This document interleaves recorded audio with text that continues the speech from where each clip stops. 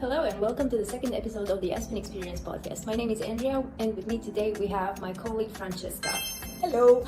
So Francesca, would you please tell us a few things about yourself? Hello everyone, my name is Francesca. I'm a program coordinator here at Aspen Experience. Thank you so much for having me. I'm from Romania and I've done 2 J1 programs in the past. And I'm really excited to talk about the cultural shock that you might get when you get to the United States today.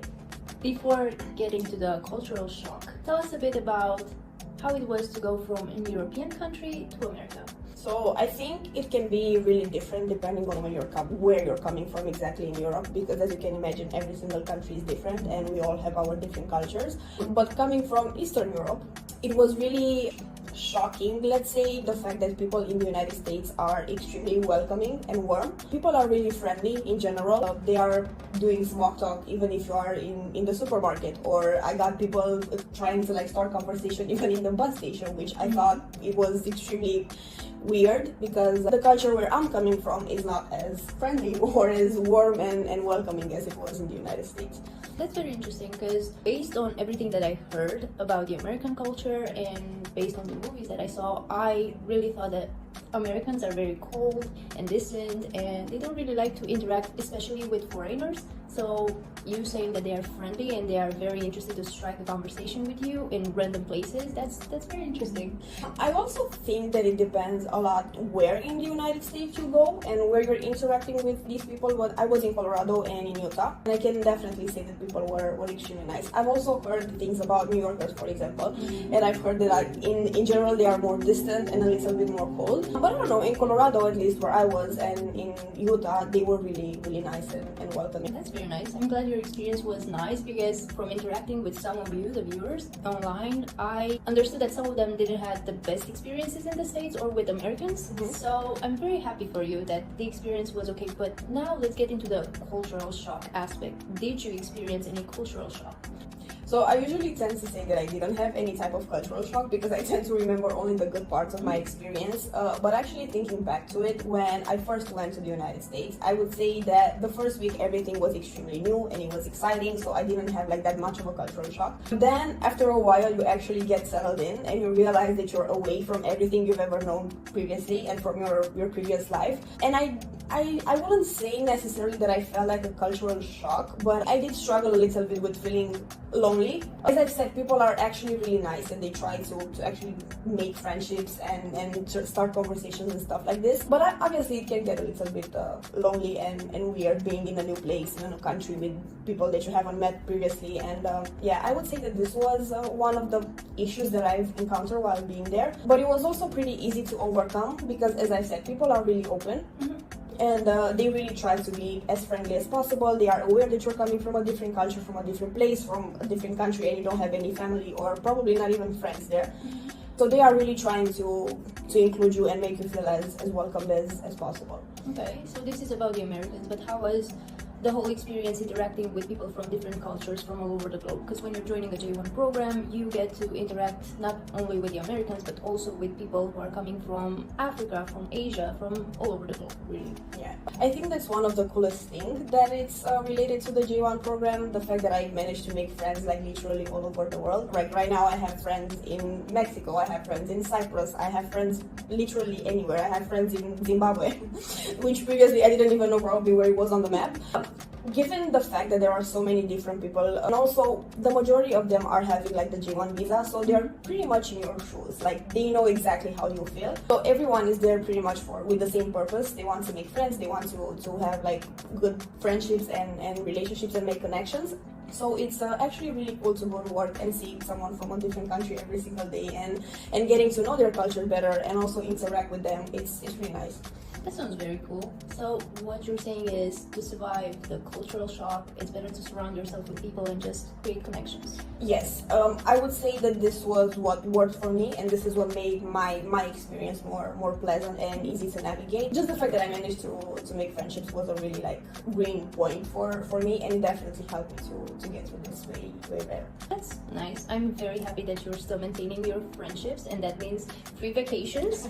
But now let's get into the things that interest most of our viewers, and they text me about these things online. What's it like to travel around the States? Are there any differences between the states? Are there any dangers that they can encounter along the traveling part? Well, I think it highly depends on how you choose to travel. First year when I was in the US, we actually rented a car and we traveled around the US driving. I wouldn't say that I encountered anything.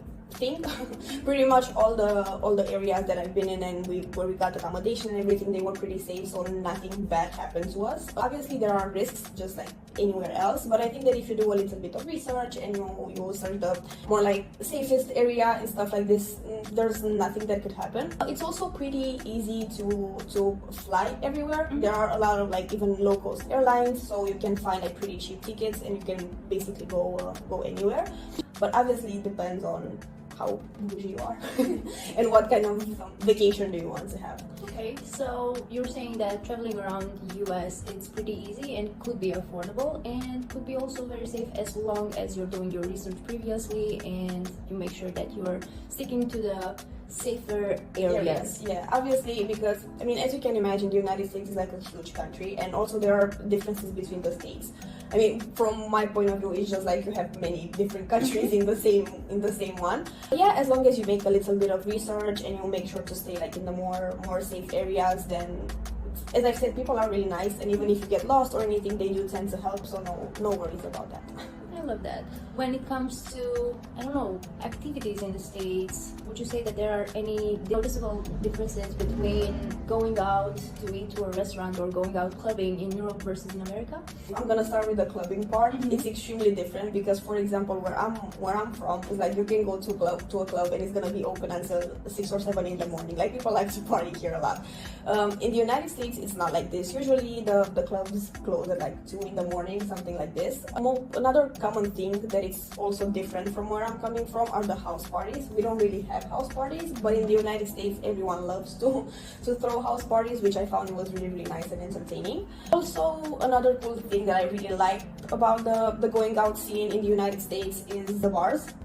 Because you have plenty of bars where you can just go and have a drink and you can talk with your friends and the music is not so loud or crazy and you can actually have a conversation with people. I really like that. Also, when it comes to restaurants, obviously there are different type of restaurants. There are extremely like luxurious and expensive and really fancy restaurants that you can go to and have an amazing experience, but obviously there are also like normal restaurants where you can go.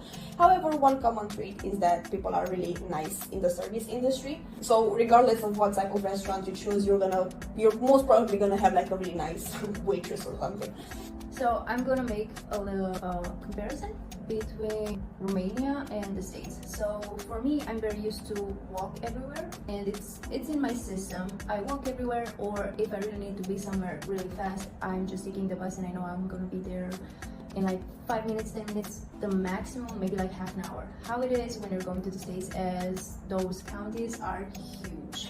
What's it like going from a smaller country with smaller cities to the States? So as you can imagine, there are different type of cities in the US as well. For my first G1 experience, I was in Park City in Utah, which it's a really small city. The bus connections were extremely good, like you could basically go anywhere with the bus. And it was also like the city was pretty walkable. However, when I've done my second G1 internship, I was in Colorado Springs, which once again for the US standards is not a big city, but it was bigger than Park City. And it was a little bit difficult to get around. When it comes to walking, you don't really walk around there, and the cities are not as walkable. But as I've said, you have buses, you have Uber, you have electric scooters and stuff like this that you could easily get around with. However, it's a huge difference from Romania to the US. Yes, here, like in Romania, you can basically walk anywhere, like you can have everything close by. But in the US, it could be a little bit harder to get around by foot. Well, I know that most people also like to rent or buy bicycles while they're in the States. Would you say the roads are safe for people trying to bicycle around, or? Yeah. I've never rented a bike or owned one while I was there, but I did see a lot of people who were getting around by bikes. There are bike lanes, and also you are forced to actually wear a helmet and so make sure that you're taking all the security precautions and everything. But I would say that like yes, if you decide to go around with a bike, then you can definitely do, and you have the infrastructure to do so. And also another common thing that usually J1s do, it's pretty cheap to buy a car, like a used car in the US, and a lot of the J1 students are actually buying the cars while for the whole year while they're there, and it's way easier to get around. No, I did not expect that, honestly. I was not expecting cars being cheaper in the States. It's like another thing that's shocking for a lot of people. When you are thinking to the States and when you're getting to the States, you tend to make the conversion from US dollar to your currency. When I'm thinking about buying a car in the States, I automatically think of it in RON, which is the local currency in Romania. And I'm like, that's not cheap. What are you talking about? So could you please talk more about this whole thing, or where people tend to make the conversion from US dollars to their currency, and that can definitely be a shock. So the first time I went there, I obviously had the tendency to make the conversion, and I was like, okay, this is a lot of money. Like, why am I spending so much money on this thing? Then I also realized that, hey, I'm earning in like US dollars, so I'm basically earning just like an American, and the cost of living is different. Like, I cannot compare the cost of living in the United States to the cost of living where I'm living right now. And also the salaries, as I've said, I was basically earning the same as an American, so it was obviously way easier for me to afford certain things. However, the second year I went there, I kind of, like, for my mental sake and everything, so I stopped making the conversion, and I just started using US dollars as being my currency, and not trying not to convert it to my local currency, because as I said, it was like a huge pricing difference, and I was like, no, this is, I would rather just not think about it in RON, in my currency. Do you have any tips on how to do that? Because I know that everyone is saying, oh, just stop making the conversion, but it's so hard, especially when you lived for so long and you use that specific currency, and now having to adapt to US dollars, it's kind of hard not to do that. It can definitely be hard, and when I say that I stopped doing it, it didn't mean that like I've never thought about it ever again, obviously. I just tried to think about, hey, okay, so if I'm buying this thing, I'm probably gonna have to work like an hour for it, which definitely made it easier for me to think that, hey, okay, even though it's a lot of money in my country, I have to work like half an hour to afford this thing here, so it's definitely not the same. And I would say that this thing helped me and made it way easier for me to adapt to the currency and everything. Okay, so the tip would be to simply realize that while you're spending American dollars, you're also Earning, yeah. Okay, that's a good tip. In terms of work, how would you compare working in Europe versus working in America? I would say that in the United States, the work schedule is a little bit more flexible, and it's also easier for you to get more hours if you want to work more. It's way easier to get overtime and also get paid for it. Usually, we're in Romania, where I'm from, we have like this fixed term like contract, and you have a certain amount of hours that you have to work, and there's no possibility for overtime or working less or stuff like this. But when it comes to the US, they're pretty flexible. So normally you would have to work at least 32 or 40 hours per week, but if let's say you want to work 60, there's obviously a possibility to do so. As I said, what's really cool about it is that you're actually getting paid for the extra work that you put in, and also you're getting paid overtime, so you're getting paid more than your usual wage. And I would say that like this is pretty different, because as I said, in Romania it's not really possible to get this flexible working, but in the United States you can. That's great. And when it comes to actually working in this high-end properties, what are the people like? And when I'm asking what are the people like, I'm asking about the management, but also about the customers who you will be interacting with. As you can imagine, the standard is really high, because usually the properties that we work with are like luxury properties, 5-star properties with Forbes standards and everything. When I got there, I was working in a 5-star property with like Forbes and everything, and it was just insane for me to get there and see how things are being done at like such a high level. Given the fact that you're a 5-star property, you obviously have to offer like an amazing service to your customer, because they are paying a lot of money to actually be there. You have to be so nice and welcoming and make your guests feel special. You kind of have to do the same thing with your coworkers. Like, you have to be nice and pleasant and have this thing of like teamwork and everything. What's really cool is the fact that you get to interact with people from all over the world, and the majority of them are in the same situation as you, so obviously people are trying to be as nice and to make as many connections as possible. When it comes to the customers, the majority of them, as I've said, are really nice and educated. They're just like very understanding, but obviously there are also people who are not. It's like you have to be kind of flexible, and you have to be nice towards everyone and make sure that you're offering them like an amazing service regardless of how they are behaving towards you. Majority of them are really, really nice. 99.9% of the cases they are really nice and understanding. Yeah. I'm very curious to know if you heard of any cases where management or customers were rude towards some people just because of their ethnicity or because they were coming from different countries. So to be completely honest, I haven't heard anything like this happening, or at least at the property where I was at. As I've said, people are really welcoming, and they are aware that people from like different countries and different nationalities and ethnicities, they are coming there to work and get this cultural exchange program. So no, given the fact that the properties are maintaining such a high standard and everything, there's no problem when it comes to this. As I said, they are really, really welcoming and inclusive, so no. I'm happy to hear that, because as you know, we're working with people from all over the globe, so I want to make sure that they know that if they are choosing to work with Aspen Experience and they're going to participate in a J1 program, our properties are treating everyone the same, and they also have a selected clientele that won't treat them any different based on their background and ethnicity. Yeah, and honestly what I've noticed, because I was a server, so I was working like front of the house, so I was interacting with customers on a daily basis. They are actually really interested when they hear that you're from a different country, and I've got like plenty of questions about like Romania, where I'm coming from, and like my language and everything. So I think they are really, really open to when someone from a different culture is going there and they are interested in the American culture. I don't think this should be an issue or raise concern for anyone. I love that. When it comes to big bank holidays, what's it like to celebrate different American holidays in there? So I was always really curious to celebrate Thanksgiving in the United States, because it's not a holiday in my country, so I wasn't familiar with it, only what I've seen from the movies and everything. So I was really excited to see how they are celebrating this. What I can say is that I think Americans like bank holidays a lot. I feel like they're celebrating something new every single month, which was actually really nice, because whenever I would go to Walmart or like any type of supermarket, you would see every single month shop was decorated with something specific to that holiday, which I think it was really great. Another cool thing that I found really, really amazing, and it was exactly like in the movies, if you've ever watched Home Alone, you could see that people are having their houses like decorated with a lot of lights and everything, and this is actually true. Like this happens, and you could drive through the neighborhoods and see all the houses with lights on and stuff like this, which I thought it was really, really cool celebrations. So yeah, it was really nice and cool.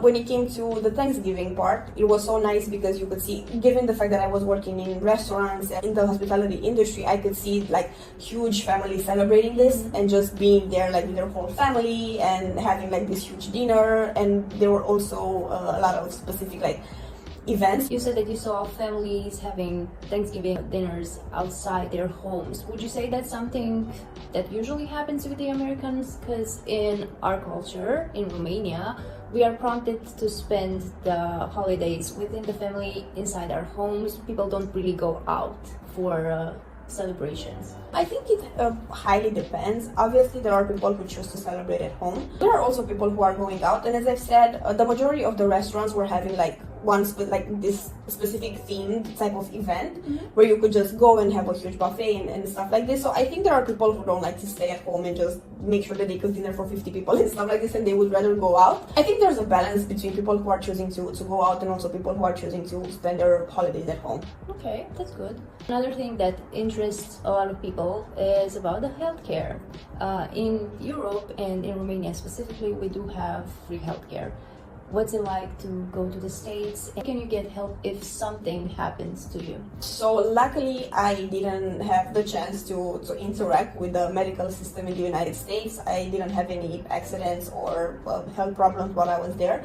However, you do have medical insurance when you're in the United States, so in case anything happens, you are covered. Well, I'm glad that you didn't have the need to experience that, but if you're curious to know more about healthcare, we'll be having the next episode with our CEO, Maris, who will explain more about how to get insurance and how that works. So another thing that people are talking about that is so different from their countries is the Wi-Fi and the internet in the States. Is it true that it's slow? I mean, it's not necessarily a cultural shock, but for me, a person who grew on the internet and is working on the internet, to have slow internet that would kill me. When it comes to the internet, it was really easy to actually get a SIM card. However, yes, there are certain areas which aren't covered as well as some others, so there can be times when your internet is lower. But when it came to my Wi-Fi, like back at the accommodation or also at work and stuff like this, it was fine. Like the internet speed was okay. However, yes, when it comes to your data and like the internet and everything, there could be certain areas where the internet is not as good and it might take a while for everything to load. And also there's Wi-Fi in a lot of like public spaces that you can access, so it shouldn't be an issue. Actually, on my first year, I didn't buy a SIM card. So I was only getting around by Wi-Fi wherever I would get the chance. One thing we mentioned multiple times but we forgot to address, but what would be the main difference between housing in, I don't know, Romania, since you're living here, versus in the States? So if there's one thing that I can say for sure is that most probably you're gonna have roommates. So you're probably gonna have to share your house with different people. However, when it comes to finding accommodation, a lot of our employers are already offering employee accommodation, so it's not gonna be that hard and you're not gonna have to find it by yourself. So it's gonna be really easy after you get there. Obviously, there are certain properties who are not offering accommodation, and this was my case as well. My employer only gave me accommodation for the first 2 to 3 weeks, and then it was my responsibility to actually find a place to stay. You can actually find housing pretty much everywhere. So you were saying that it's easy, but there's a huge difference between finding housing in Europe or in Romania versus finding housing in the States, because as far as I know, they're requiring social security number, they're requiring bank transcripts, or I don't know exactly what they're called. So it can be a very shocking process for someone who's coming from outside the US, and it can be extremely nerve-wracking in my perspective. Obviously, I think accommodation is one of the main concerns for everyone, because you obviously want to have a place to stay. But even though it can seem a little bit overwhelming at the beginning, if there's something that I can say from my personal experience, given the fact that I moved around like 4 times in 1 year, it's actually not that hard. Given the fact that you're with a J1 visa, people are pretty familiar with the fact that there are exchange students coming to the US, so obviously it's not possible for you to have like a credit card statement, or given the fact that you're going there for the first time, you might not even have like a social security number and stuff like this. In my case, the first time I applied for housing, I think they only requested like a letter from my employer which states that like, hey, I'm a J1 student and I'm gonna be here for this specific time frame and I'm working here. Also, they might ask, depending on how far you are in your program, they can also ask for the payslip, so they can see that you're actually getting paid and you can afford to pay the housing. However, they are not asking for that many like bank statements and a lot of complicated things, because as I've said, they are pretty aware that you're like an exchange student and there's no way for you to have the same documents and the same things as an American citizen. The thing I understand from this whole podcast is that Americans are actually very nice and understanding. They're also very helpful. I think we are talking about like Americans being a certain way, but also you have to remember that you're basically interacting with any type of nationality possible. So even if one specific American is not gonna help you, I'm pretty sure that you can find someone who's gonna help you. When it comes to fashion sense, a lot of people with different backgrounds are dressing a certain way, because when you're coming from a different country, you have a specific sense of style. What's it like to adapt to the American fashion sense? So one thing that I loved about this was the fact that no one really cares about the way that you dress. So I was even going to buy groceries like in my pajamas and stuff like this, which was something that I deeply enjoyed. What's really cool in my opinion, as I said, is like you can basically go and be yourself.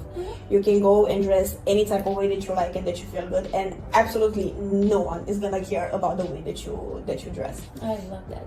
What we understood today is that Americans are nice, helpful, and understanding. No matter where you're coming from, people will be very helpful and they will try to make you fit in, and just let go of all the worries, because everything will work out in the end. And in case you encounter any kind of bumps in the road, Aspen Experience is here to help you with that.